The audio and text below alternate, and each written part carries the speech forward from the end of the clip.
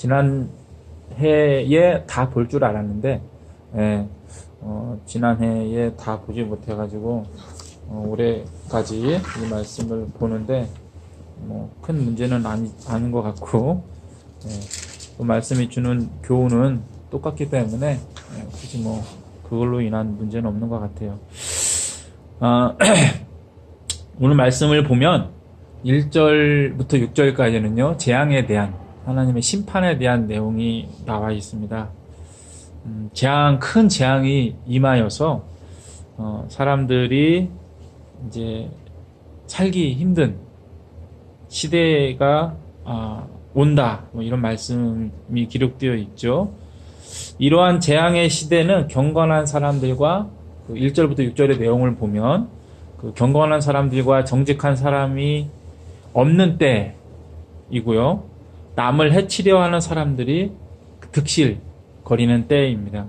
그래서 사람들은 어떻게든 이득을 취하려고 하고, 이것을 위해서는 다른 사람들의 생명까지, 생명을 해치는 일을 쉽게 서슴지 않고 하는 때예요. 3절을 보면 두 손으로 악을 부지런히 행하는도다. 그 지도자와 재판관은 뇌물을 구하며 권세자는 자기 마음의 욕심을 말하며 그들이 서로 결합하니라고 이때의 상태와 그 형편을 설명해 주고 있죠. 예, 어디서 많이 본 듯한 이야기잖아요. 예, 맞아요. 지금 우리가 뉴스에서 볼 수 있는 현대의 이야기들이에요. 근데 이 모습을 우리 교회가 정신을 차리고 분명히 버려야 할 모습이기도 합니다. 이 재앙의 때는 정말 살기 힘든 악하고 위험한 때입니다. 이웃은 물론 친구도 그리고 아내도 신뢰해서는 안 되는 때라고 기록하고 있어요. 5절에 이어지는 6절 말씀을 보면요. 아들이 아버지를 멸시하며 딸이 어머니를 대적하며 며느리가 시어머니를 대적하리니 사람의 원수가 곧 자기의 집안 사람이로다 라고 기록하고 있는데 예수님도 이 말씀을 하셨습니다. 이러한 세상이기 때문에 재앙이 오는 것이죠. 네, 사람들이 이렇게 살고 있는 거예요. 이 오지경의 세상.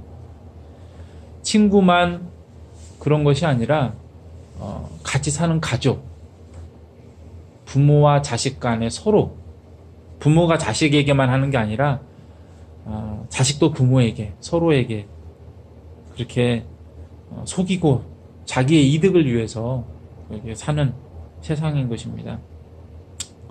이거는 뭐냐면 사람이 살 수 없는 세상인 거예요.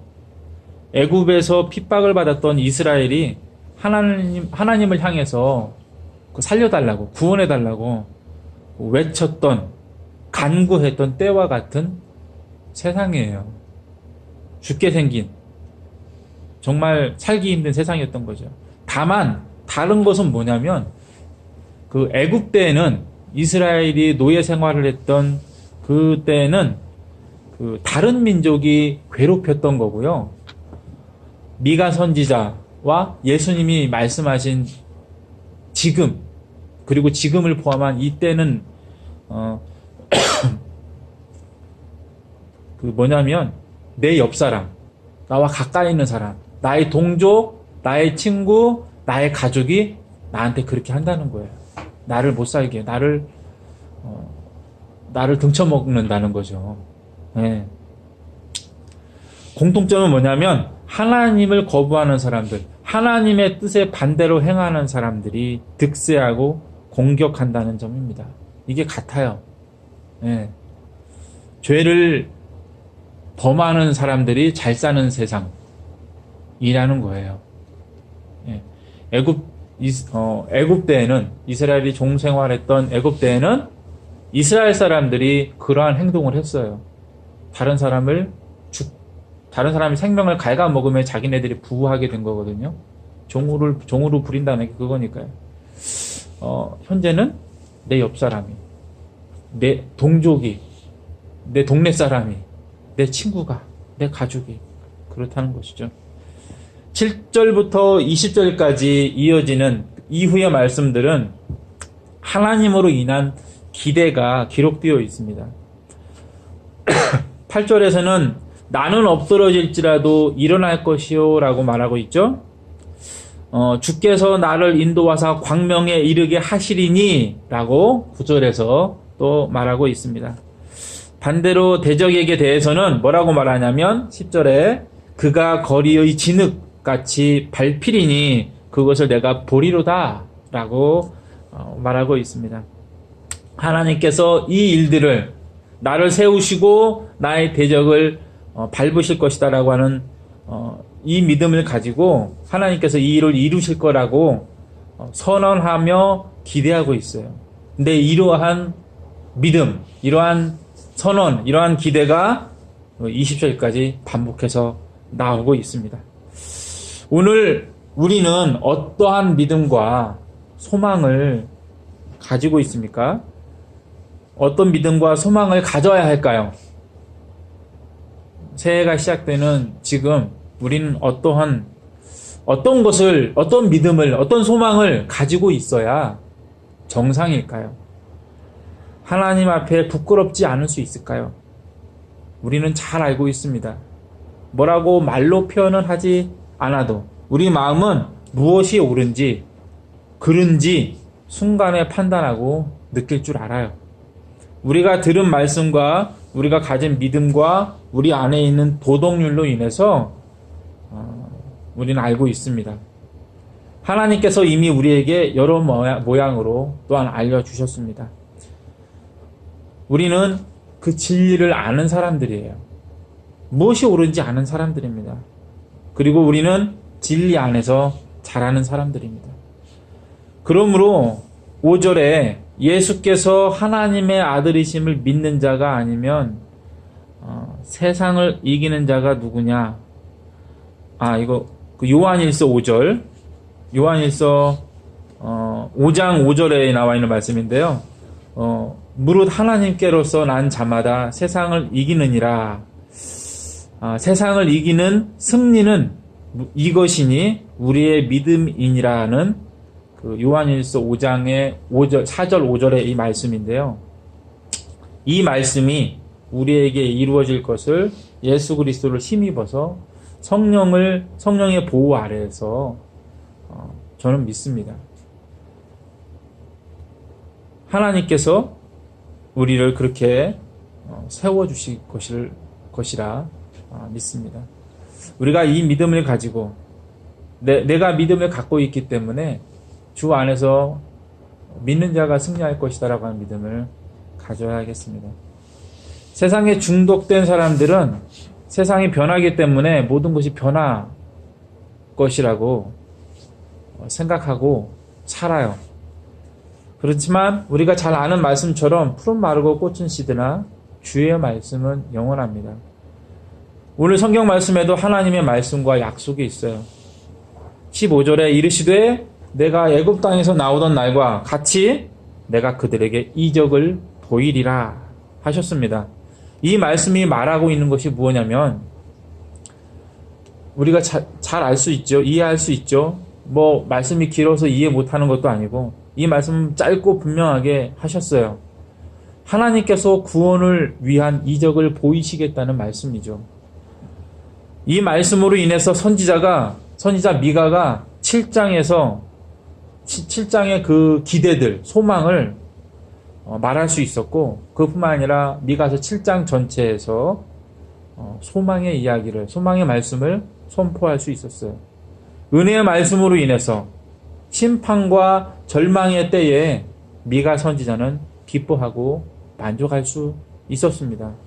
우리가 지금 가지고 있는 말씀, 언약은 뭐가 있어요? 우리는 무슨 말씀을 가지고 있기에 이 교회로 모이고 미가 선지자처럼 기뻐하며 만족할 수 있겠습니까?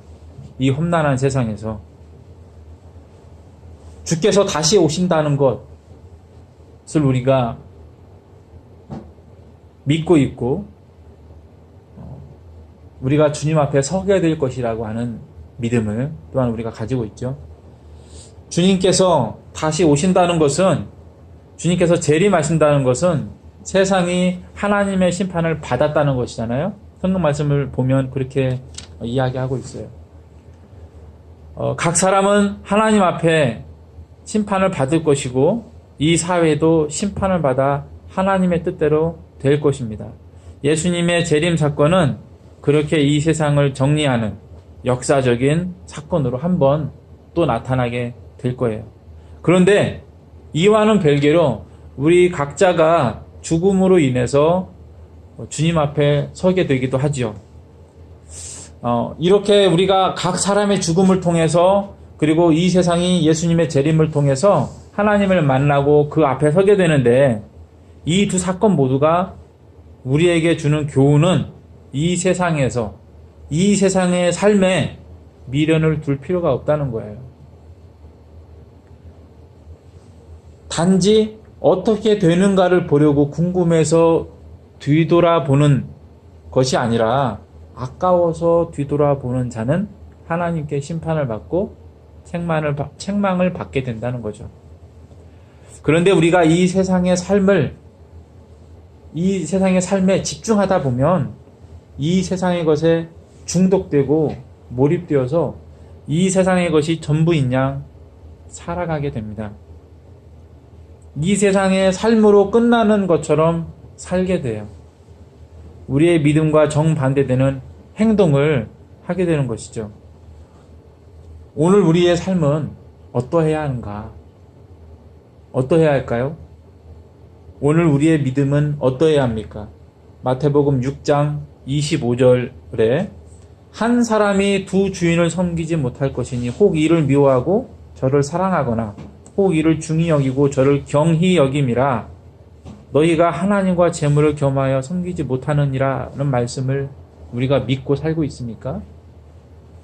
우리는 이 말씀이 진실임을 요즘 뉴스를 아까 앞에서도 얘기했지만 우리가 뉴스를 통해서도 볼 수 있죠.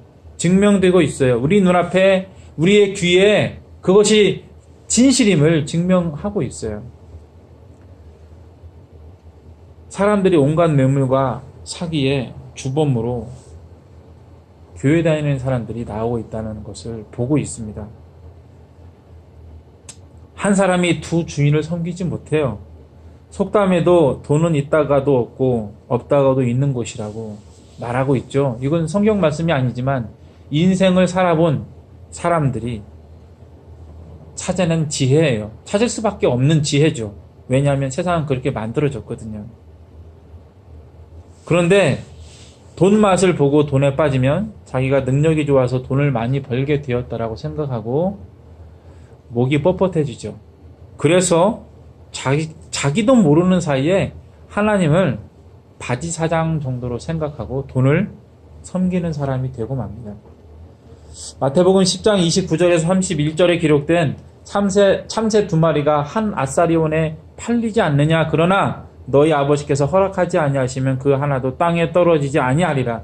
너희에게는 머리털까지 다 세신 바 되었나니 두려워하지 말라. 너희는 많은 참새보다 귀하니라는 말씀을 우리가 믿읍시다. 믿어야 합니다. 내가 하나님의 주권 안에서 보호되고 있다는 것을 기억해야 돼요. 혹 피해를 입고 상하게 되었을지라도, 내가 피해를 받았다 할지라도 여전히 하나님의 다스림 안에 있다는 것을 우리 입으로 고백하는 믿음의 사람들이 되어야 됩니다. 사람이 흥하든 망하든 이 세상에서 어떤 모습을 갖게 되더라도 결국 모든 사람이 하나님 앞에 서게 된다는 것은 변치 않는 사실이고 진실이죠. 이때 중요한 것이 뭡니까? 세상에서 흥하냐 망했냐 인가요? 아니죠. 믿는 우리가 이 믿음을 우리 삶에 분명히 세우고 그래서 하나님 앞에 칭찬받는 사람들이 되어야겠습니다. 여러분 삶에서 이 믿음을 반드시 세우십시오. 말로만 교회에서 설교로만 전파되면 무슨 좋은 일이 있겠어요? 행함이 없는 믿음은 그 자체가 죽은 것이다 라고 야고보서 2장 17절에 기록되어 있지 않습니까? 우리가 하나님이 나의 주인이시요 하나님께서 내 머리털까지 다 세신 바 되었다라는 믿음을 갖고 이 믿음을 삶에서 나타내므로 내가 예수 안에 살아있는 자임을 증명해야 됩니다. 증거합시다. 이 증거는 나에게 세상에게 하나님 앞에서 증거가 될 거예요. 여러분은 여러분의 삶에서 어떤 증거를 할지, 증거를 만들어낼지, 증거를 가질지 한번 생각해 보십시오. 내가 어떻게 하면 그 증거를 내 삶에서 만들어낼 수 있을까? 이게 증거를 만들기 위해서 한다는 게 아니라 그렇게 살아야 되는 것이죠. 그리고 그것을 통해 그러한 행동을 통해 여러분의 믿음을 증거하십시오. 그 영역을 확장해 가십시오. 저는 우리의 증거가 간증으로 그리고 고백으로 우리 안에 우리의 날들을 우리를 채우는 날이 오기를 기다리겠습니다. 저 자신에게도 여러분의 입에서도 그 믿음의 간증들이 고백되기를 기다리겠습니다. 사도 바울에게 하나님께서 내 은혜가 내게 족하다라고 하셨습니다. 이 말씀은 당연히 우리에게도 하시는 말씀입니다. 이 말씀을 하시는 하나님께 우리가 이 세상에 주와 같은 신이 어디 있겠습니까?